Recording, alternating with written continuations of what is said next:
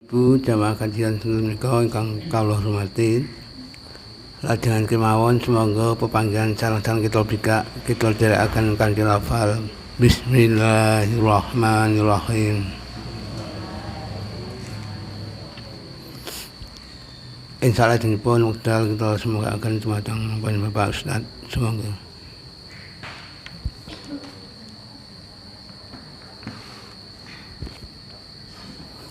Assalamualaikum warahmatullahi wabarakatuh. Innal hamdalillah nahmaduhu wa nasta'inuhu wa nastaghfiruh wa na'udzu bihi min syururi anfusina wa min sayyiati a'malina. May yahdihillahu fala mudhillalah wa may yudlilhu fala hadiyalah. Asyhadu an la ilaha illallah wahdahu la syarikalah wa asyhadu anna Muhammadan abduhu wa rasuluh. Allahumma salli wa sallim ala rasulika wa habibika Muhammad bin Abdillah wa ala alihi wa sahbihi wa man ittaba'a huda wa jahada fi sabilihi ila yaumiddin, amma ba'du.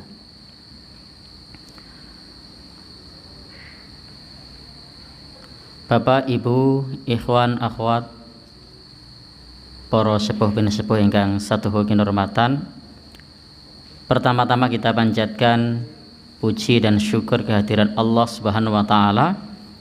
Alhamdulillah di kesempatan ini kita masih diberi nikmat sehat di tengah pandemi COVID-19.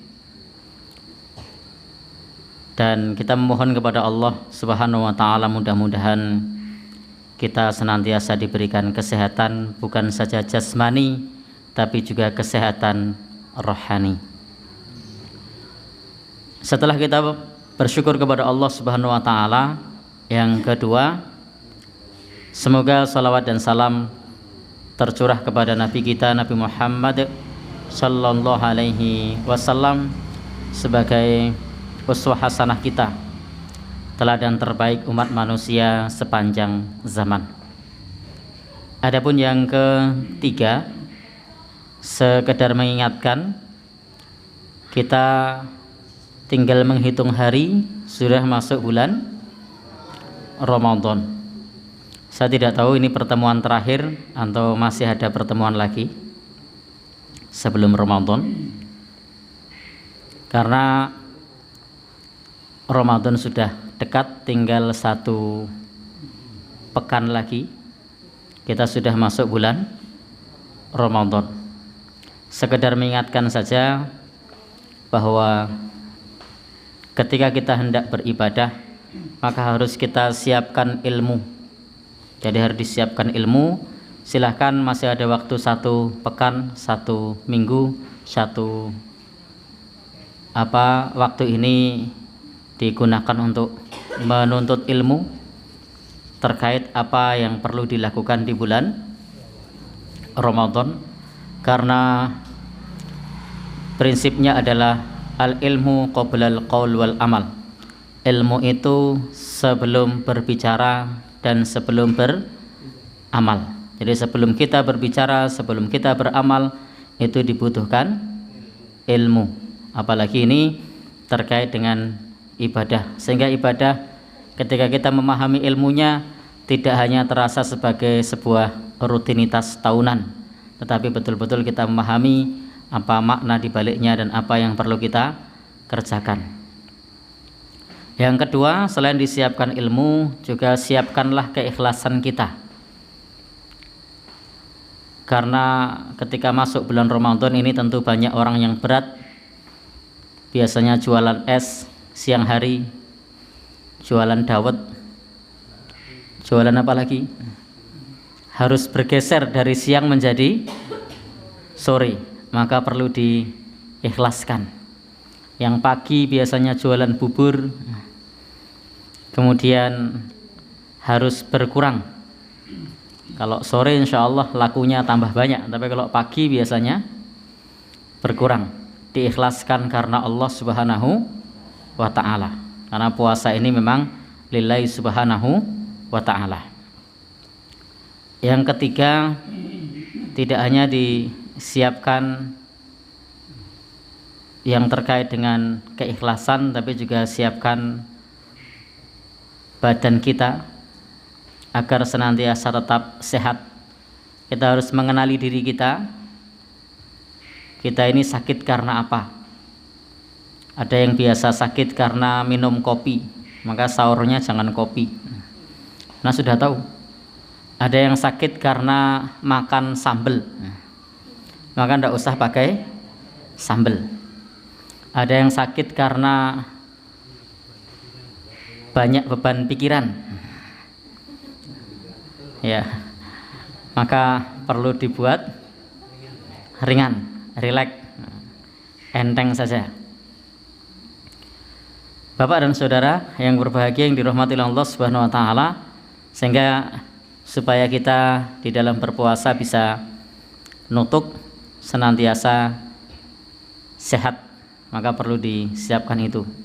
Tidak mengapa kalau kemudian juga konsumsi vitamin atau suplemen, madu dan lain-lain, tentu yang halal. Kemudian yang keempat, ini juga tidak kalah penting, perlu siapkan harta untuk sedekah. Karena bulan ini, bulan Ramadan itu bulan yang dimuliakan oleh Allah Subhanahu wa taala. Sudah selayaknya bagi kita pada bulan saat tersebut kita memperbanyak sedekah. Memang ada sebuah hadis, afdhalus sedekah fi Ramadan. Seutama-utamanya sedekah di bulan Ramadan. Namun memang para ulama berbeda pendapat mengenai status hadis ini. Ada yang menyebut hasan, ada yang menyebut dhaif. Namun demikian, Bapak, Ibu yang berbahagia, yang dirahmati Allah Subhanahu wa taala, ada banyak peluang bagi kita untuk beramal soleh berupa sedekah di bulan Ramadan. Yang kelima, ini yang paling berat, pastikan siapkan waktu. Berapa banyak orang yang punya waktu untuk melihat sinetron, tapi tidak punya waktu untuk membaca Al-Quran. Berapa banyak orang yang kuat berjam-jam membaca handphonenya, tapi tidak kuat lama membaca Al-Quran. Jadi kalau sudah baca Al-Quran, itu baru 1 rukuk, 2 rukuk, atau 1 halaman saja meripat rasanya bruwet. Tapi kalau baca sosmed, sosial media, membaca status teman-temannya, membaca WhatsApp, membaca apa yang ada di handphonenya, itu seharian tidak terasa. Maka perlu bagi kita untuk siapkan waktu, untuk luangkan waktu sebagaimana luangnya kita memegang handphone, sebagaimana luangnya kita melihat televisi. Bapak dan saudara, ini penting bagi kita untuk menyiapkan waktu di bulan Ramadan untuk memperbanyak ibadah kepada Allah Subhanahu wa taala. Jangan sampai kita ini diciptakan oleh Allah Subhanahu wa taala untuk beribadah, tetapi justru kita tidak bisa meluangkan waktu untuk beribadah kepada Allah Subhanahu wa taala. Baik, itu 5 hal yang bisa kita persiapkan untuk menghadapi bulan Ramadan. Siapkan ilmu, siapkan hati, siapkan apa tadi? Ilmu, hati sebelum harta, badan kita, siapkan harta, siapkan waktu. Insya Allah kita akan dimudahkan untuk bisa mendapatkan kemabruran bulan Ramadan. Baik, saat ini kita lanjutkan topik kita. Kita masih melanjutkan topik yang terkait dengan tolak atau cerai. Islam ini adalah agama yang moderat, agama yang disebutkan oleh Al-Quran, umat ini disifati ummatan wasaton, umat yang tengah-tengah. Di umat Islam ini disebut sebagai umat yang tengah-tengah atau wasatiyah, yang moderat. Wa kadzalika ja'alnakum ummatan wasatal. Jadi kita ini dijadikan umat yang tengah-tengah. Ada satu umat yang Bapak dan saudara yang berbahagia yang dirahmati oleh Allah Subhanahu wa taala, berat ke satu sisi atau ke sisi yang lain, maka umat Islam ini tengah-tengah. Ada yang melarang bercerai, ada yang membolehkan bercerai mutlak, tapi Islam ini membolehkan dan ada batasan. Dia di tengah-tengah. Demikian pula dalam perkara-perkara yang lain. Agama Islam atau umat Islam ini adalah umat atau agama yang tengah-tengah. Ada satu umat yang ketika dia beramal itu tidak mengedepankan ilmu. Ada umat yang dia meskipun punya ilmunya tapi tidak beramal. Maka umat Islam ini yang tengah-tengah, dia beramal berdasarkan kepada ilmu. Baik Bapak Ibu yang berbahagia yang dirahmati oleh Allah Subhanahu wa taala, karena memang dulu pada masa jahiliyah bahwasanya perceraian itu tidak dibatasi, bisa cerai berkali-kali, sehingga ada orang yang sengaja kepada istrinya, ingin membahayakan istrinya, dia diceraikan, dirujuk lagi, diceraikan, dirujuk lagi, diceraikan, dirujuk lagi, tidak ada batasan. Jadi tidak ada batasan. Maka kemudian Islam datang membatasi at-talaqu marratan, bahwasanya perceraian itu yang bisa kembali rujuk lagi hanya sebanyak 2 kali. Jadi talaq raj'i atau perceraian yang bisa kembali lagi itu hanya sebanyak 2 kali. Kalau sudah 2 kali, maka perintahnya fa imsakum bima'rufin aw tasrihum bi ihsan. Maka untuk bisa dirujuk atau dipegang lagi dengan cara yang ma'ruf atau dilepas dengan cara yang baik. Jadi kalau mau dirujuk, mau diteruskan, teruskan dengan cara yang ma'ruf. Kalau ternyata mau dilepas, lepas dengan cara yang baik. Ini kalau sudah 2 kali. Adapun untuk yang ketiga, itu memang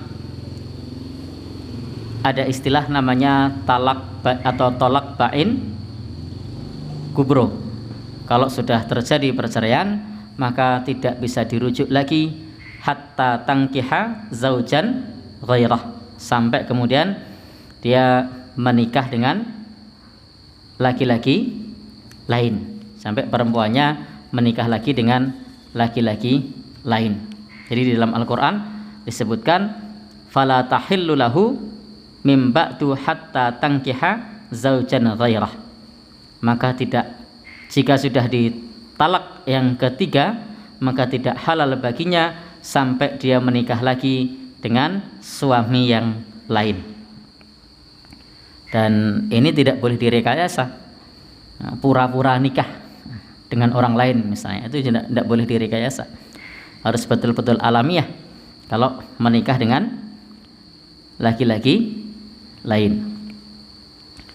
Nah, Bapak Ibu, ikhwan dan akhwat yang berbahagia yang dirahmati oleh Allah Subhanahu wa taala, wala yahillu lakum an ta'khudhu mimma ataitumuhunna syai'an. Dan tidak halal bagi kalian untuk mengambil sesuatu yang pernah kalian berikan kepada mereka sedikit pun. Tidak boleh bagi laki-laki ketika cerai itu menarik pemberiannya atau menarik maharnya. Ini dalam tolak. Tapi kalau khulu itu dibolehkan. Jadi kalau khulu, laki-lakinya boleh minta mahar yang pernah diberikan. Beruntung hidup di Indonesia mahar itu tidak mahal-mahal. Jadi kalau misalnya suaminya minta lagi misalnya karena khulu, jadi perbedaan khulu itu yang minta istri, kalau tolak itu yang menjatuhkan suami. Jadi kalau suami yang mengatakan kamu saya cerai, itu istilahnya tolak. Tapi kalau istri mengatakan ceraikan saya, itu namanya khulu. Nah, ya, kalau di sini biasa nyebutnya wong Jawa bilang ngerapak.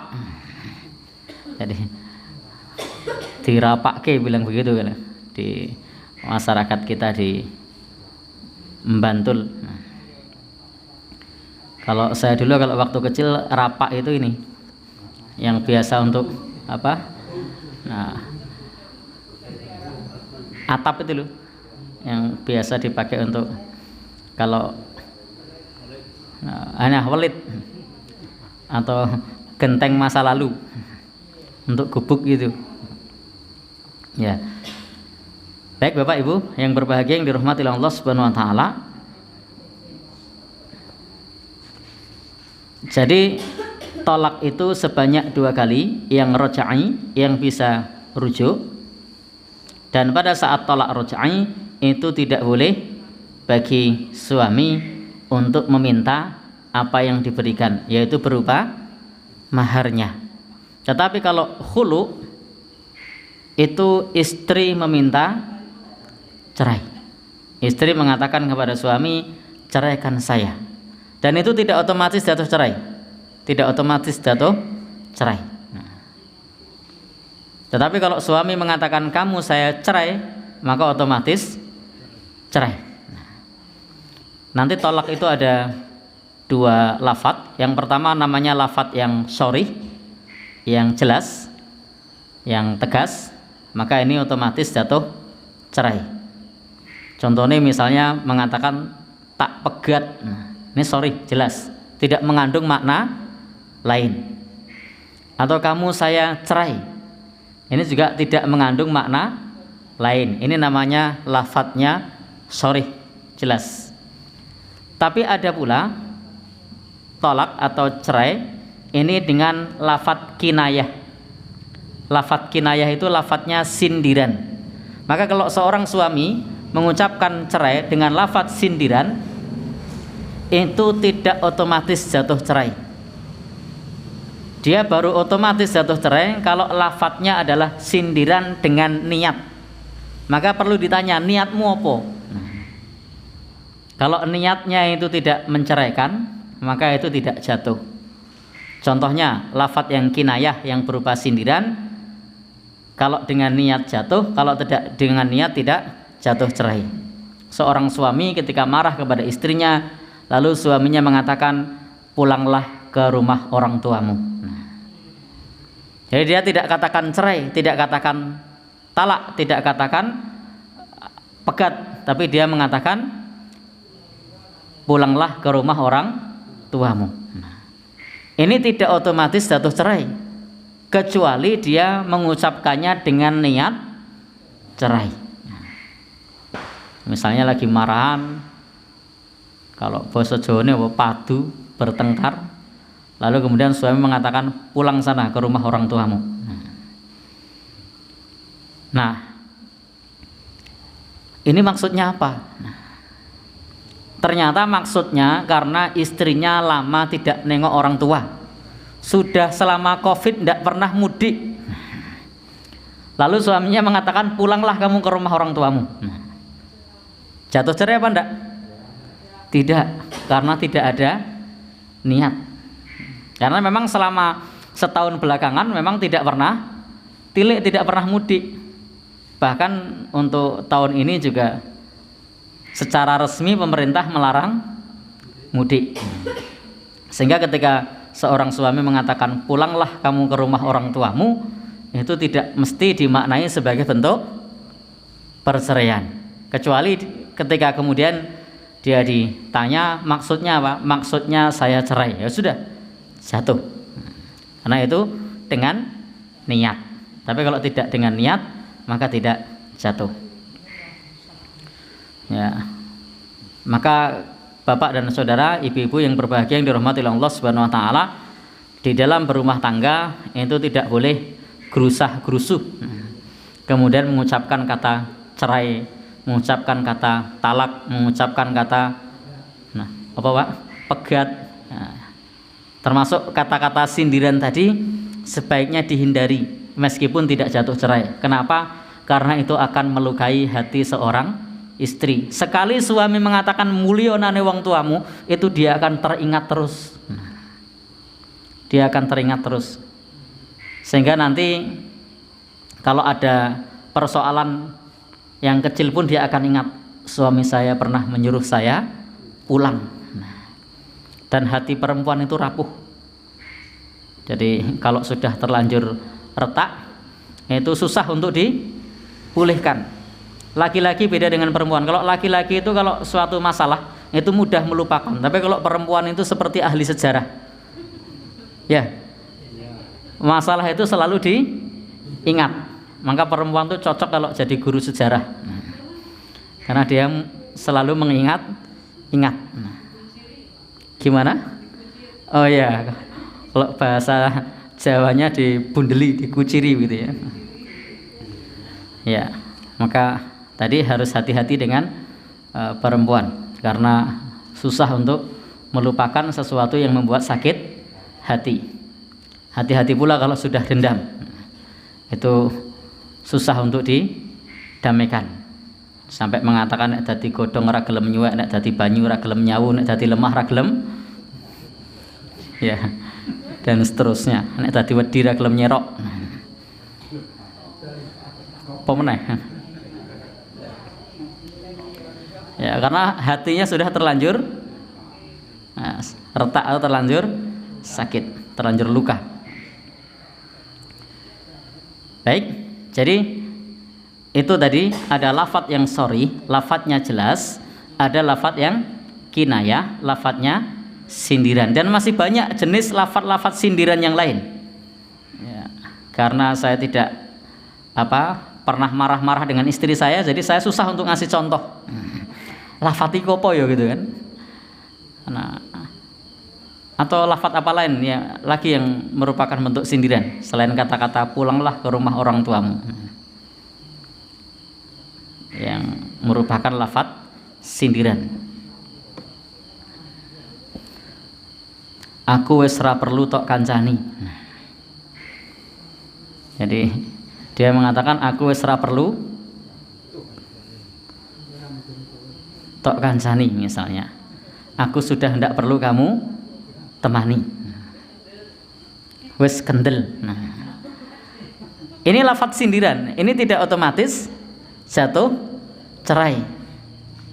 Karena ternyata orang tuanya lebih membutuhkan dia. Nah, sehingga maksud suaminya supaya dia menemani orang tuanya misalnya, tidak jatuh. Tetapi kalau ternyata maksudnya adalah talak atau cerai, maka itu bisa jatuh. Jadi lafadz kinayah sindiran itu bisa jatuh cerai kalau dengan niat. Nah, tapi kalau tidak dengan niat maka tidak jatuh. Maka kalau ada kata-kata yang meragukan itu perlu dilihat lagi duwe niat apa ora. Ini khususnya para suami. Kalau mengucapkan kata-kata itu maksudnya apa? Nah, kalau suami yang soleh ketika mengucapkan kata sindiran itu bisa jadi dia menghindari kata cerai, sehingga ketika dia marah dia akan mengucapkan kata sindiran karena dia tidak ingin pisah cerai dengan istrinya, sehingga ketika mengucapkan itu memang tidak punya niat. Maka ada kalanya lafadz sindiran itu menjadi solusi ketika marah lalu mau mengucapkan kata-kata begitu tidak bisa ditahan, maka diucapkan. Tapi sekali lagi itu sebaiknya dihindari karena akan membuat luka, akan selalu teringat bagi pasangan. Baik. Adapun khulu itu adalah istri yang minta cerai. Kalau talak tadi atau cerai yang dijatuhkan oleh suami itu ada kesempatan kembali berapa kali? 2 kali, namanya tolak roja'i. Tapi kalau istri yang minta itu tidak ada kesempatan rujuk, ini tidak bisa rujuk. Jadi kalau suami yang menceraikan itu bisa rujuk, tapi kalau istri yang minta cerai itu tidak bisa rujuk, tapi bisa nikah lagi. Bisa dipahami? Jadi bisa nikah lagi dengan suaminya yang tadi. Contohnya begini, istri mengatakan kepada suaminya, ceraikan saya. Lalu suami mengabulkan, saya kabulkan. Jatuh khulu. Dan kalau khulu semacam ini, maka tidak bisa rujuk. Tapi kalau ternyata 1 tahun kemudian, 2 tahun kemudian, suami tidak bisa melupakan dia, melupakan istrinya, istri pun juga sebenarnya masih suka kepada suaminya. Loh, kenapa kok mengucapkan ceraikan saya? Pengen menggertak suami. Ternyata malah dikabulkan. Kan bisa jadi. Kadang-kadang dalam berumah tangga itu ada serangkaian tes. Coba nek bojoku tak tes ngene, sakjane perlu raku ora to. Ternyata malah saya kabulkan. Mak teratap sakjane ya. Nah, maka begitu dikabulkan, sudah jatuh talak atau tadi khulu, bukan talak ya, sudah jatuh khulu, maka dia tidak bisa rujuk, tapi bisa nikah lagi. Setahun lagi ternyata WhatsAppan, sebenarnya saya masih pengen untuk diimami, karena selama ini keluarga dan anak-anak merasa kehilangan imam. Lalu kemudian suaminya juga menjawab, sebenarnya saya juga kangen menjadi imam. Nah, sudah berarti ketemu. Kalau demikian bagaimana? Mengulang akad nikah. Jadi mengulang akad nikah. Jadi tidak bisa rujuk, tapi bisa nikah. Bedanya apa kalau rujuk sama nikah? Kalau rujuk tidak perlu akad nikah dan masanya ada dalam masa iddah. Kalau masa iddah sudah habis, itu harus nikah lagi. Ada akad nikah yang baru. Maka kalau ada suami mengatakan saya cerai, berarti jatuh talak. Dan suami bisa kembali lagi kepada istrinya tanpa harus mengulang akad nikah. Batasannya selama sebelum masa iddahnya habis. Jadi selama sebelum masa iddahnya habis, tanpa harus mengulang akad nikah. Kalau masa iddahnya sudah habis, maka harus mengulang akad nikah. Kalau masa iddahnya sudah habis, ya, suami sudah mengatakan kamu saya cerai, sudah pisah ini selama 1 tahun.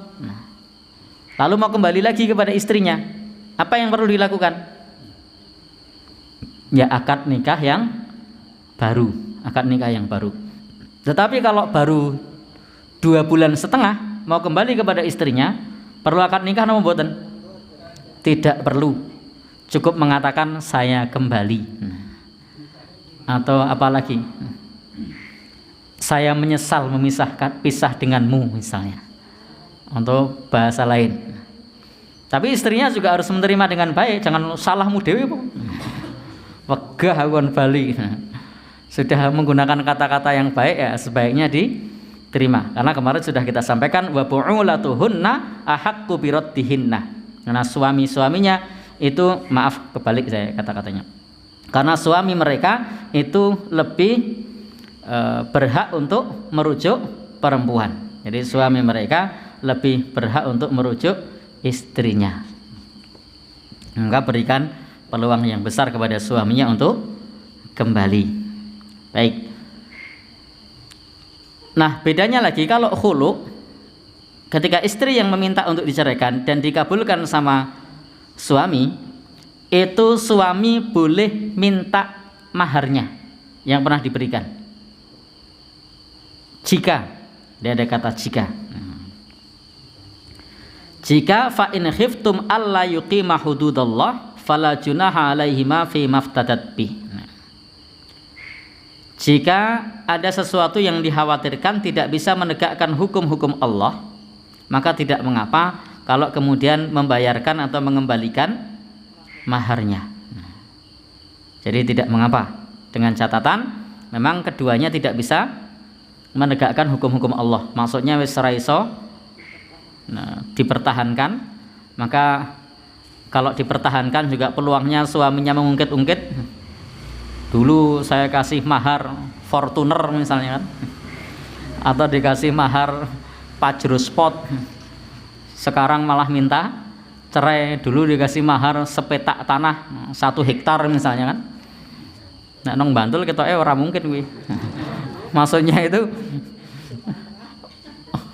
1 hektar lemah sapa ya? Sumatera mungkin, tapi kalau Jawa 1 hektar apa lemah tanggane. Ya. Baik.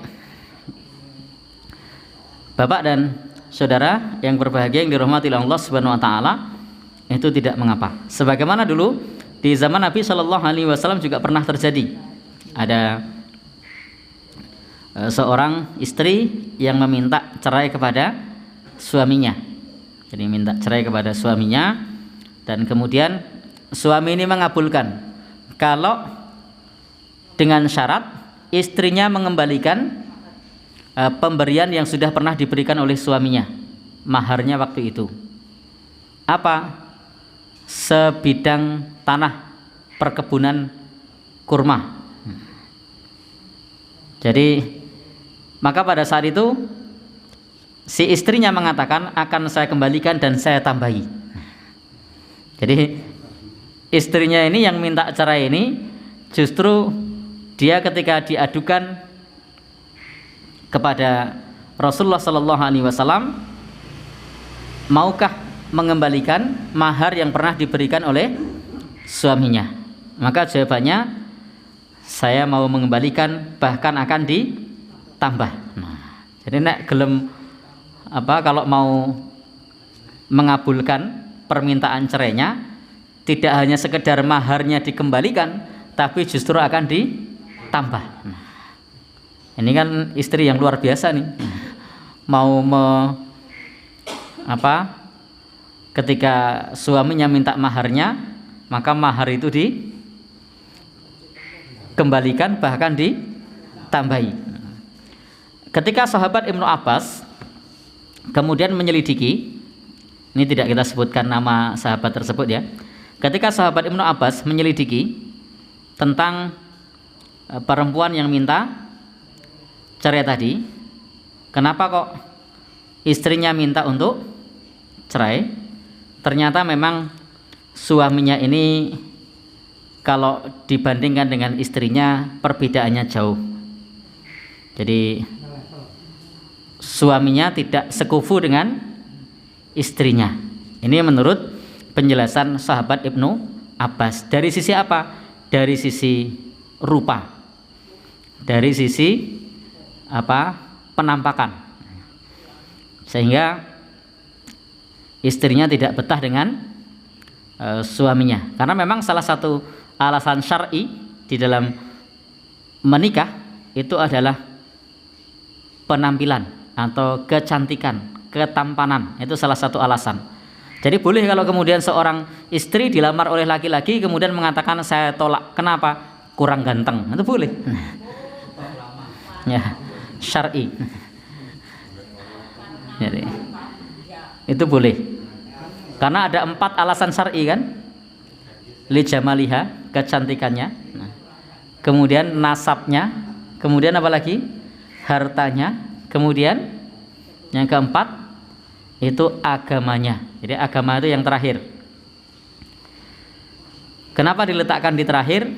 Karena kalau sudah semuanya dapat, baru kemudian agama. Nah, sehingga bisa seseorang meskipun cantik ditolak. Kenapa? Karena agamanya kurang bagus. Nah, kalau agama diletakkan di depan, ternyata kemudian dia sudah agamanya bagus, lalu kurang cantik misalnya, ditinggalkan, kasihan padahal agamanya bagus. Maka agamanya diletakkan di akhir.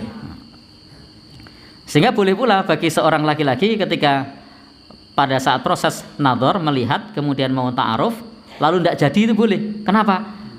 Kurang cantik. Nah, itu boleh. Nah, tetapi ingat bahwa yang paling utama dalam berumah tangga itu adalah agamanya. Karena cantik, karena tampan itu tidak bersifat kekal. Paling banter tekan umur piro to? Ya. Belum lagi ini disesuaikan dengan pekerjaan. Betul cantik, tetapi cantik itu Bapak Ibu yang berbahagia yang dirahmati Allah, kalau umurnya 30 ke bawah itu banyak dipengaruhi oleh faktor DNA, keturunan.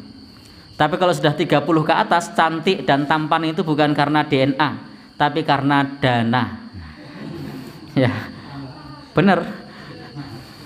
Jadi kalau sudah usia 30 ke atas, itu pengaruh utamanya itu dana. Kalau 30 ke bawah, itu pengaruhnya karena DNA. Jadi meskipun natural, 30 ke bawah ya masih cantik. Tapi kalau 30 ke atas, 40 sudah hendak dirawat, sudah hendak punya dana, ya gaweane nong sawah, ngarit, derep, bangket kali. Ya sudah, itu lemah lembutnya jadi hilang. Ya, lemah lembutnya jadi hilang, putihnya jadi hilang, ramahnya jadi hilang, bahasanya yang tadinya lemah lembut jadi hilang. Kowe watu jadi cepet. Padahal biasanya kalau misalnya faktor dananya itu maju beda. Nyuwun tulung dipun pendhetken. Bahasanya beda karena dana. Ngersake napa ya kan? Enak karena dana. Jadi suaminya mapan secara ekonomi, istrinya mapan secara ekonomi, rumahnya nyaman, punya pembantu rumah tangga, ya cantik, ganteng. Tapi sudah penghasilannya pas-pasan, gaweane kasar, tombok terus,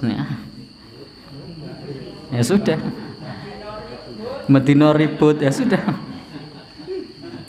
Maka itu tadi saya sampaikan bahwa harus karena agamanya, bukan karena kecantikannya atau karena ketampanannya, karena tidak bersifat selama-lamanya. Kecuali kalau mau dirawat dengan dana, itu pun sudah dirawat dengan dana juga tidak bisa menolak tua. Dananya seberapa kalau usianya sudah 70-80 ya tidak bisa dipungkiri. Ya. Ya. Baik. Bapak Ibu, kita kembali ke proses khulu tadi. Ketika istrinya minta cerai dan kemudian dikabulkan oleh suaminya dengan syarat istri mengembalikan maharnya tadi, ternyata kemudian dikabulkan dan maharnya berupa kebun tadi dikembalikan. Maka ini menunjukkan bolehnya seorang suami untuk meminta pemberian yang pernah diberikan kepada istrinya jika memang tidak bisa menegakkan hukum-hukum Allah kecuali itu dikembalikan. Tapi insya Allah kalau di tempat kita ora ono suami yang ketika minta cerai balekno maharku, apa mahar dit 100.000. Di Bantul ini kan kalau orang mau nikah mahar uang 100.000 sudah biasa.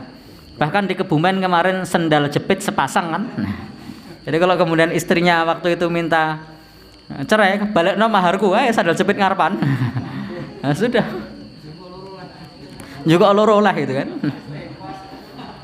Estepos mana? Ya. Sehingga kalau di tempat kita insya Allah tidak akan keluar dari mulut suaminya saya minta lagi maharnya, karena memang maharnya bukan sesuatu yang mahal. Jadi maharnya alhamdulillah perempuan Jawa atau Bantul itu maharnya tidak mahal. Maka ini teman-teman yang nyimak di Facebook atau di YouTube kalau mau cari istri carilah di Bantul. Maharnya tidak mahal. Ya, baik. Bapak dan saudara yang berbahagia yang dirahmati Allah Subhanahu wa taala, insyaallah. Lalu kemudian yang berikutnya di ayat ini tadi, oh ya, kalau istri minta khulu tadi, maka ini namanya talak bain sugro. Kalau talak yang pertama, yang kedua dari suami namanya tolak rojai, cerai yang masih bisa rujuk sebelum masa iddahnya habis. Kalau masa iddahnya habis, itu kalau mau kembali harus mengulang akadnya. Yang kedua, kalau istri yang minta itu namanya talak bain sugro, tidak bisa rujuk, tapi bisa mengulang akad nikah yang baru. Nah, baru yang terakhir ini namanya talak bain kubro. Talak bain kubro itu adalah ketika sudah dicerai oleh suami sebanyak 2 kali, lalu yang ketiga suami mengatakan kamu saya cerai, yang ketiga. Maka kalau suami sudah menceraikan yang ketiga, ini namanya talak bain kubro. Ini tidak bisa rujuk dan tidak bisa menikah lagi. Nah, tidak bisa akad nikah lagi. Kecuali, jadi Bapak dan saudara yang berbahagia yang dirahmati Allah Subhanahu wa taala, kecuali dia menikah lagi istrinya tersebut dengan suami yang lain atau dengan laki-laki yang lain. Dan ini tidak boleh direkayasa. Jadi tidak boleh direkayasa, minta tolong sama temannya, maaf ini saya mau minta tolong. Nopo? Saya minta tolong nikahilah istri saya. Nanti setelah itu ceraikan. Nah, ini tidak boleh. Ini harus alami. Kalau ternyata disuruh nikahi dan cocok, ya lanjut. Ya, pernikahan tidak boleh digunakan untuk main-main. Ini tidak boleh pernikahan tersebut digunakan untuk main-main. Maka Al-Quran mengatakan, dan janganlah kamu menggunakan ayat-ayat Allah, wala tattakhidhu ayatillahi huzwa. Jangan menjadikan ayat-ayat Allah sebagai permainan. Jadi kalau misalnya mau nikah, ya nikahnya serius. Dan kalau kemudian ada orang yang mau untuk menikahi dengan maksud nanti diceraikan lagi karena ingin membantu suaminya biar rujuk lagi kepada istrinya, maka nikah semacam ini disebut dengan nikah muhalil. Ini dilaknat oleh Allah Subhanahu wa ta'ala. Jadi bukannya mendapatkan halal lagi istrinya, tetapi justru malah kedua-duanya, baik suaminya dan yang menikah pura-pura tadi, itu dilaknat oleh Allah Subhanahu wa ta'ala. Dan ketika misalnya nikah lagi dengan orang lain pun, itu harus diceraikan sesudah dukhul, sesudah melakukan hubungan suami istri. Jika kemudian akad nikah lalu nanti sore dicerai, maka itu belum sah untuk nikah lagi dengan suaminya, tetapi harus sudah melakukan dukhul atau hubungan layaknya suami istri. Nah, jadi tidak semudah itu. Karena itu tidak boleh kemudian kata-kata cerai itu menjadi bahan untuk bermudah-mudah untuk mengatakan cerai, dibatasi. Memang zaman dahulu, zaman jahiliyah, cerai itu tidak dibatasi, sehingga setiap saat mengucapkan kata cerai bisa berkali-kali. Maka Islam membatasi. Nah, dibatasi, jangan mudah mengucapkan kata-kata tersebut, karena dampaknya itu sangat berat bagi suami istri. Dan ini juga semata-mata untuk menjaga supaya suami istri itu di dalam pernikahannya tetap langgeng untuk tidak mengucapkan kata-kata tersebut. Maka dalam candanya, dalam marahnya, dalam seriusnya, ketika kata tolak, kata cerai itu diucapkan, maka tetap jatuh cerai, sehingga supaya tidak mudah mengucapkan kata-kata tersebut. Tapi berbeda kalau istri yang mengucapkan, selama suami tidak mengabulkan, maka tidak akan jatuh cerai, kecuali dibawa ke pengadilan lalu suami tidak menghadiri sidang. Berapa kali biasanya? 3 atau 4. Tidak menghadiri sidang selama beberapa kali, maka kemudian hakim akan menjatuhkan bahwasanya nikahnya rusak, sehingga dijatuhkan khulu'. Nah, baik, Bapak Ibu yang berbahagia, bagaimana kalau ada orang yang melakukan cerai 3 kali sekaligus, jatuh atau tidak? Kamu saya cerai. Kan 3 kali, talak 3. Kamu saya tolak. Jatuh apa enggak? atau mengatakan kamu saya talak 3 atau kamu saya cerai 3, jatuh atau tidak? Jatuh. Ya, baik. Jadi untuk tolak yang 3 kali dengan lafadz 1 itu memang para ulama berbeda pendapat. Nah, jadi para ulama berbeda pendapat. Jumhur sahabat, tabi'in, dan para ulama madhab yang 4 mengatakan bahwasanya itu jatuh 3. Itu tetap jatuh talak 3. Namun ada pendapat ulama yang lain seperti madhab al-Zahiri, termasuk yang disampaikan oleh Syekhul Islam Ibnu Taimiyah dan ulama mutaakhirin mengatakan itu jatuh 1, tidak 3. Sebagaimana ketika kita sesudah sholat, ketika kita mengucapkan tasbih 33 kali, itu tetap dihitung belum melakukan tasbih 33 kali. Ketika kita mengucapkan subhanallah 33 kali, itu masih dihitung 1.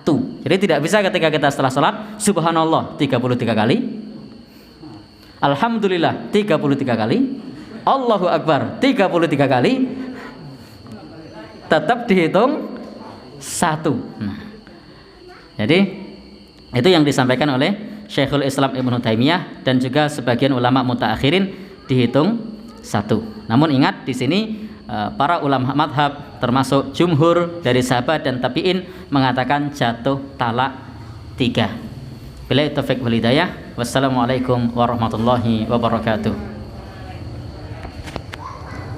Assalamualaikum warahmatullahi wabarakatuh. Alhamdulillah wassalatu wassalamu ala rasulillah wa ala alihi wa ashabihi wa mawalah ma ba'd. Sembari menanti teh manis, kita lanjutkan.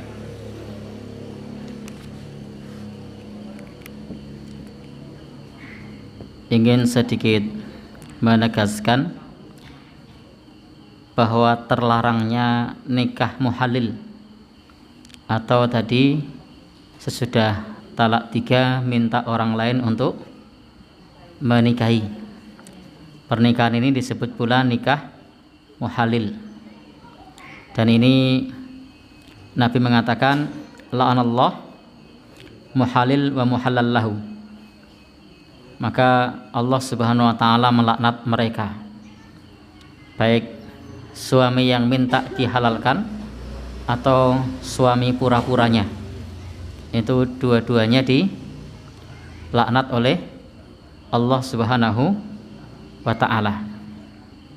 Dan para ulama seperti jumhur ulama seperti Imam Malik, Imam Ahmad, Imam Syafi'i, Imam Ats-Tsauri itu mengatakan annan nikah batil, bahwa nikahnya itu batil. Maka tidak halal bagi suami pertama yang merekayasa pernikahan. Karena para ulama, jumhur ulama mengatakan, mayoritas ulama menyebutkan ila annan nikah batil, bahwasanya nikahnya itu batil. Maka tidak halal lizaujil awal, bagi suami yang pertama untuk menikahinya lagi setelah dinikahi secara pura-pura. Sehingga tidak boleh melakukan pernikahan yang apus-apus. Ya, misalnya nikah bayaran, gue tak bayar, nikahilah istri saya pura-pura, nanti kamu ceraikan misalnya. Nah, ini tidak boleh.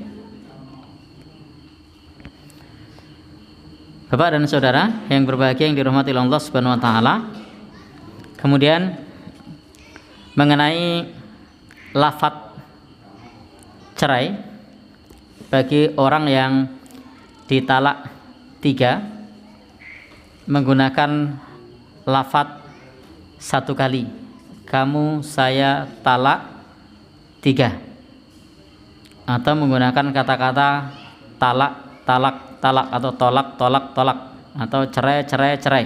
Nah, 4 kali ya, cerai, cerai, cerai, sebanyak 3 kali. Apakah jatuh 3 atau jatuh satu. Tadi di awal sudah kita singgung permasalahan ini, jatuh tiga atau jatuh satu. Memang jumhur ulama menyebut bahwa jika itu terjadi, maka para mayoritas ulama itu menjelaskan akan jatuh tiga. Maka dikatakan, apakah satu kali lafadz dengan mengatakan talak tiga jatuh satu atau tiga? Maka jumhur sahabat dan juga tabi'in dan juga madhab yang empat mengatakan jatuh talak tiga, meskipun dia mengatakan saya talak tiga. Nah, maka sudah jatuh tiga menurut jumhur sahabat, tabi'in dan ulama madhab yang empat. Namun memang sebagian ulama seperti dalam mazhab Dzahiri mengatakan lafadz tiga dalam satu tempo atau satu kali itu tidak serta-merta jatuh talak tiga, karena yang namanya tolak, yang namanya cerai itu ada tahapan masa iddah.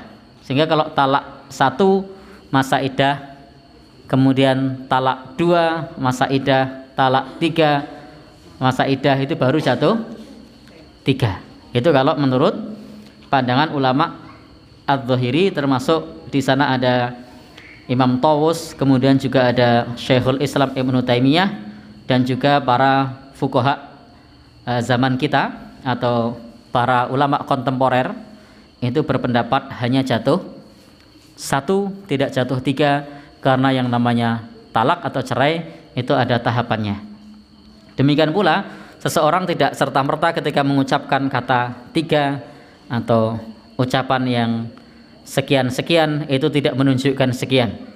Sebagai contoh, tadi kita ilustrasikan selepas sholat orang membaca tasbih, apakah cukup dia mengatakan subhanallah 33, alhamdulillah 33, Allahu Akbar 33? Apakah itu sudah dianggap 33? Belum, itu hanya dianggap satu.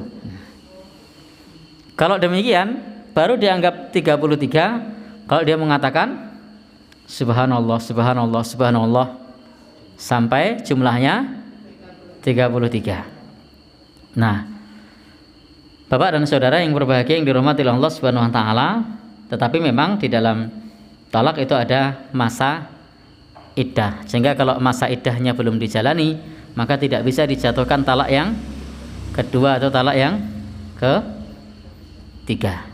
Sehingga di sini memang ada perbedaan pendapat para ulama. Sehingga kalau ada yang bertanya jatuh satu atau tiga, kalau saya biasanya, Ustadz bagaimana? Saya kemarin terlanjur bilang saya talak tiga, lah aku nesu. Maka saya katakan jatuh satu. Kenapa? Sudah terjadi. Tapi kalau kemudian iki takon wis kedadian, kalau dia bilang saya cuma tanya, belum pernah terjadi, saya bilang jatuh talak tiga. Loh kok pelin-pelan? Ini bukan pelin-pelan. Ketika itu belum terjadi, kemudian saya tanyakan sudah terjadi apa belum? Belum, maka saya katakan jatuh talak tiga, biar dia tidak mengucapkan. Ya, ada satu dzari'ah di sana, biar dia tidak mengucapkan saya talak tiga. Tetapi kalau sudah terjadi, maka sampaikan kepadanya jatuh talak satu, biar rujuk kepada istrinya. Jadi kita mempermudah, dan ini juga para ulama dalam mazhab Dzahiri, Syekhul Islam Ibnu Taimiyah dan para ulama kontemporer menyebutkan jatuh satu. Memang ini adalah wilayah perbedaan pendapat, sehingga memang bukan kapasitasnya bagi kita untuk memperdebatkan ini, tetapi bagaimana kita punya semangat untuk memberi solusi. Adapun selanjutnya di kesempatan ini tadi ada pertanyaan tentang masalah adzan. Jadi prinsipnya adzan itu kalau yang dibahas tentang pelafatan atau lafaz itu biasanya kalau orang mengucapkan adzan yang keliru, kalau di tempat kita biasanya, ini saya kapasitasnya hanya menyampaikan ya, saya juga bukan ahli tajwid, saya bukan ahli tahsin, saya bukan ahli qiraat, tapi yang biasa kita tidak mewaspadai kekeliruan ketika adzan itu adalah pada saat mengucapkan syahadat, asyhadu, biasa diucapkan asyadu. Nah, karena terlalu cepat, jadi harusnya haknya diucapkan asyhadu. Nah, biasanya diucap asyadu. Nah, jadi haknya hilang, itu biasanya di situ. Nah, kemudian juga perlu dibedakan antara ha sama ha, yang tipis sama yang tebal, meskipun sama-sama huruf halqi, huruf tenggorokan. Berikutnya lagi biasanya itu pada lafadz anna itu harusnya di syiddah, dengung, gunnah, anna, tapi biasanya terlalu cepat, ana. Kemudian yang berikutnya pada lafadz penyebutan nama Nabi, Muhammad harusnya ditekan, biasanya Muhammadan. Nah, Muhammad harus ditekan, ditahan, digunnahkan. Muhammad ditekan, bukan Muhammadan, tapi Muhammad ditekan. Muhammadar Rasulullah dan seterusnya. Jadi biasanya di situ. Kalau di tempat lain jarang untuk kepleset.